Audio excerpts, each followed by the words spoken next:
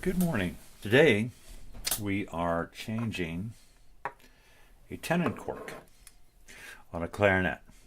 This is the tenon, goes in the barrel, and this is the tenon cork, which seals the space.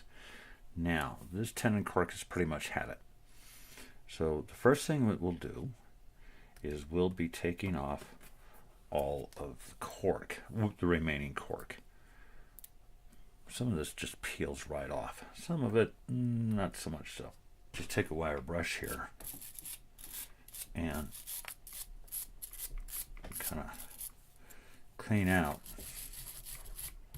all of the old cork.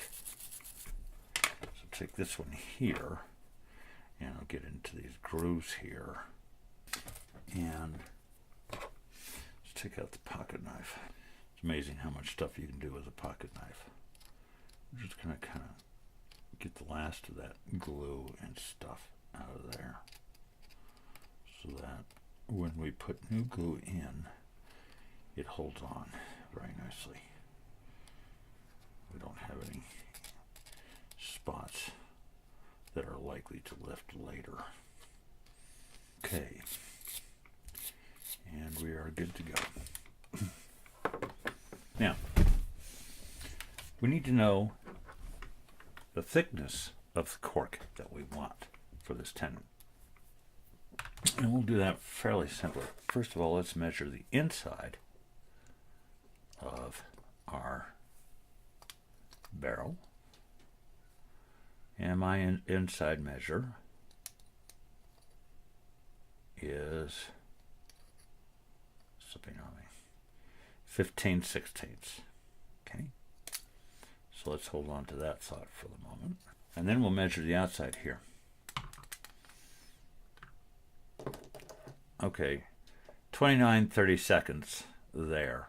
And we need a piece then about a 32 of an inch. Next thing I want to do is I want to measure a width.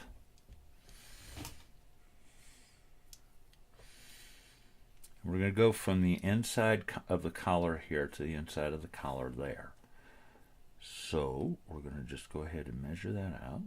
And that says 15/32.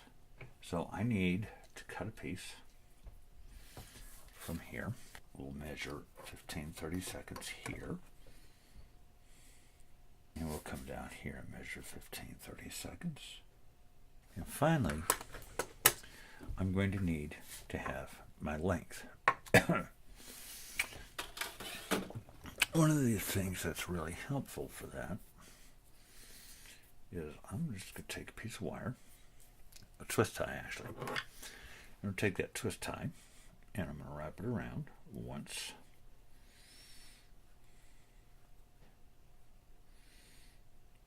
There we go, right there. Now I want it a little bit longer because we're going to do a little overlap.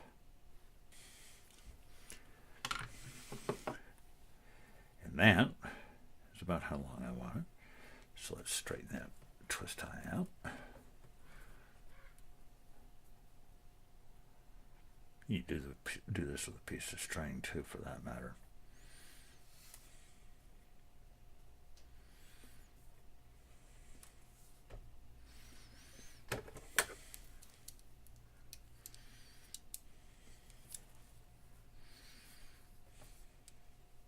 And 5/16. So we'll just go ahead and set this right here. Just like that. From dot to dot.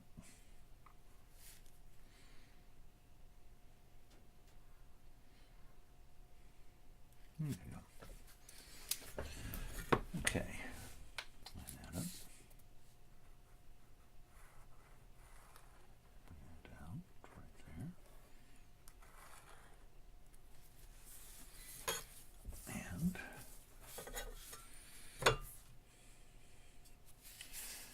bring that down right there. And that will be our tenon cork.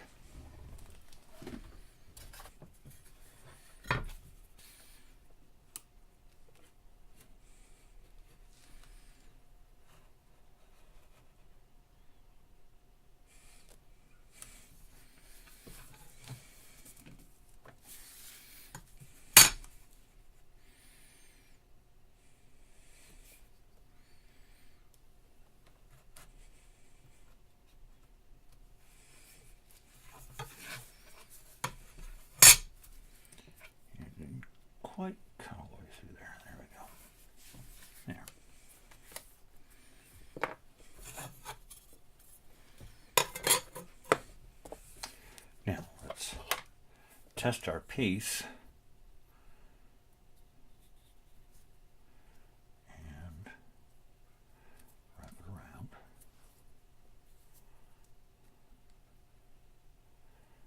Good. Okay, what we have is a nice snug fit then on the shoulders. Alrighty. And that's going to be our tenon cork. Right there. And because it is a little thicker than what it measured at, we will be having to sand it down just a little bit. But for the time being,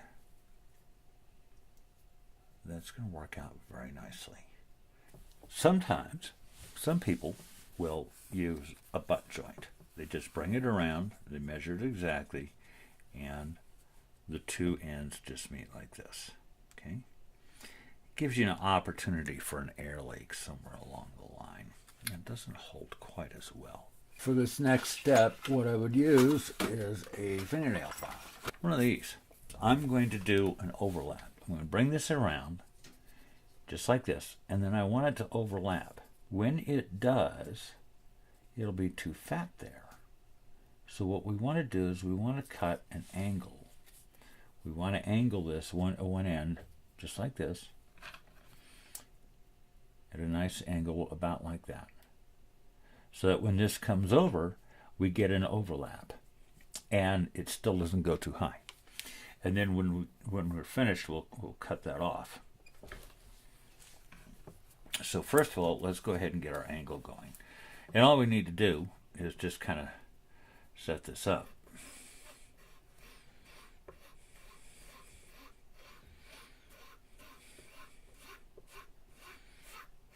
Now notice I'm pulling away from the cork. I'm not really going back and forth. If I do that, the cork starts to wobble. And eventually it'll break. I can just go ahead and file off that cork, sand that down a little bit. So that what I get is that nice angled end. Now that I've got that angle going, now I can smooth that off a little bit. Okay, and it's a little hard to see this, but there's my angle right there. And the other thing that I want to do is I want to bevel this. I'm going to bevel it on both sides so that when it goes in, it doesn't go up against something. It has a little bit of a ramp for it to, when it goes into in there. So we'll just go ahead and, again, kind of almost the same angle, not quite. And we'll bevel the entire length on both ends. Okay, we've beveled the ends, the sides, and we've beveled the one end. And we need to pull out some rubber bands. It'll work real nicely. Now,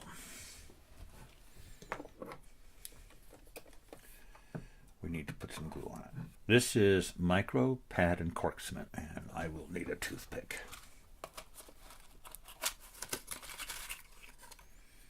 Okay, I'm going to start.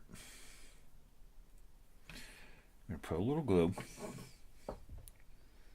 here. Just work it around.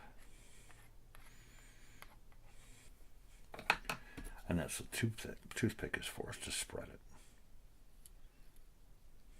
Stay within the shoulder. Okay.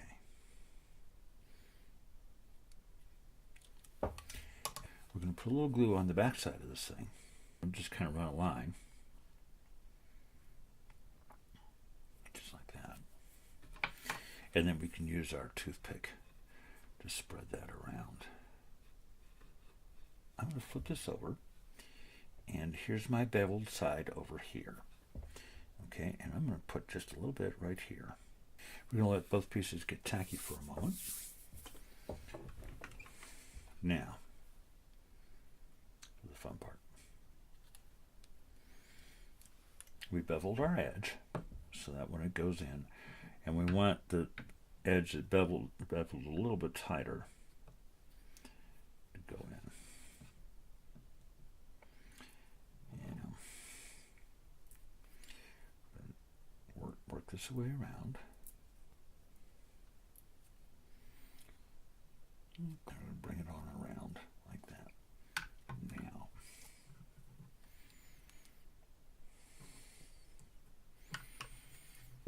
that's nice. Good. Enough for the trick. We're going to have to clamp that in place somehow.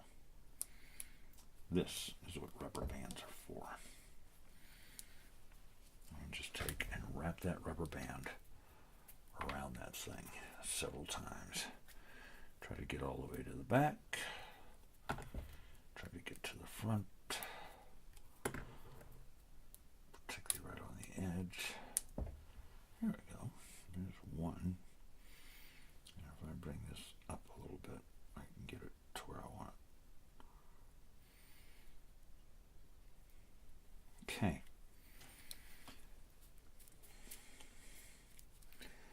Now, we're essentially done. So let's go ahead and clean up the mess. Next thing we need to do is just wait for that glue to dry. So that will be tomorrow's project. I like to give it a good 24 hours to dry and really set up before I start cutting at it. Because what we'll have to do next is cut off that little bit of tail. And then we may have to sand this down a little bit so it fits into there perfectly. So we'll just leave that to dry until we're ready to work on it. 24 hours. Well, it's been about 24 hours since we put this thing together.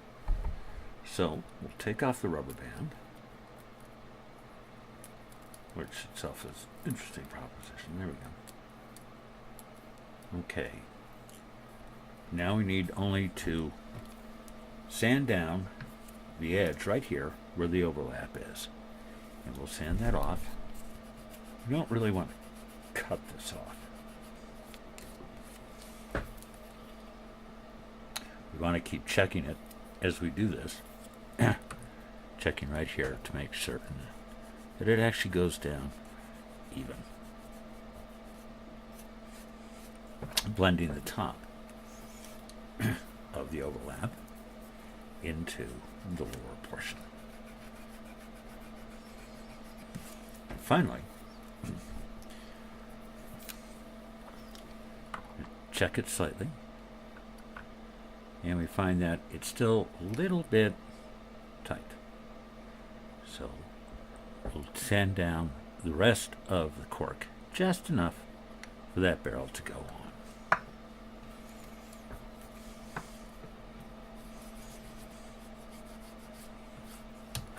It'll clean the cork nicely. It will be going back and forth as we sand it, testing the barrel to make sure it'll go on, and find the high spots when it doesn't.